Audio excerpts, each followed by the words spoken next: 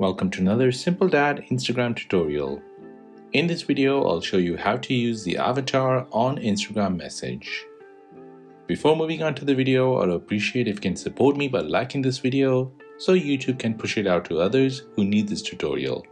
Avatar is a new feature within Instagram where you can now represent yourself in a new way. Watch my previous video on how to create an avatar if you've not done that so. So let me show you how to use your avatar on Instagram chat. Open up the Instagram app. Now tap on the DM icon at the top right to enter your direct message screen. Now tap on the person you would like to reply with an avatar.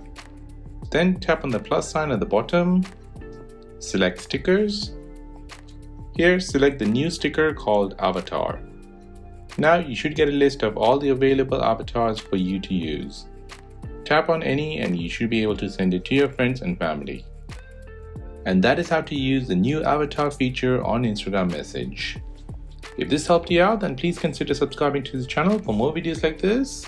If you have any other questions, then please do let me know in the comment section down below. Thanks for watching and see you in the next one.